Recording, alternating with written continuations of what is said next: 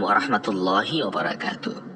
প্রিয় শ্রোতা বন্ধুরা, আশা করছি আল্লাহ তাআলার অশেষ রহমতে ভালো আছেন।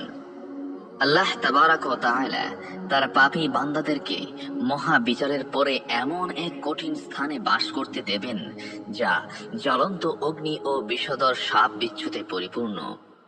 সেসব সাপ বিচ্ছু প্রতি মুহূর্তে তাদেরকে দংশন করবে। একবার দংশন করলে শত শত বৎসর পর্যন্ত তার যন্ত্রণা অব্যাহত থাকবে। তখন আল্লাহ তাআলা বললেন, হে জিব্রাইল, দোজখের উত্তাপ সহ্য করার মতো কোনো বস্তু দুনিয়ায় সৃষ্টি করিনি, অতএব তুমি দোজখের অগ্নিকে কিছুতেই দুনিয়ায় রাখতে পারবে না। আমি মানুষের ব্যবহারের জন্য লৌহ ও পাথরের ভিতরে কিছু অগ্নি সৃষ্টি করেছি।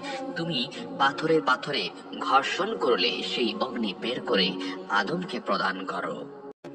মহানবী সাল্লাল্লাহু আলাইহি ওয়াসাল্লাম আরো বলেছেন, দোজখের শাস্তি সমূহের মধ্যে সর্বাপেক্ষা সামান্যতম শাস্তি এই যে দোজখীদেরকে যে অগ্নির জুতা পরিধান করানো হবে তার উত্তাপে তাদের মাথার মগজ গলে নাক ও কান দিয়ে বের হতে থাকবে।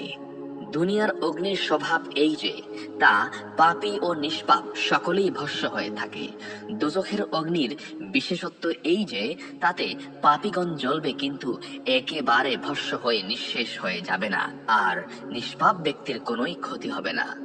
মাছ যেমন পানির ভিতরে পরম শান্তি ও সুখে অবস্থান করে, কোনো কষ্ট অনুভব করে না, কোনো নিষ্পাপ ব্যক্তিকে দোজখে নিক্ষেপ করলে ঠিক তেমনি সে কোনো কষ্টই বা অসুবিধা অনুভব করবে না। এজন্যই দোজখের ভিতরে পাপীদেরকে শাস্তি প্রদান করার জন্য সেখানে যে কোটি কোটি ফেরেশতা অবস্থান করবে, দোজখে তাদের কোনো কষ্টই হবে না। দোজখের অগ্নির একটি বৈশিষ্ট্য এই যে দোজখের অগ্নিকে পানির ভিতরে ডুবিয়ে রাখলেও তা নিভে যাবে না, বরং পানি নিঃশেষ হয়ে যাবে। তবে আল্লাহর মহাব্বতে অথবা আল্লাহ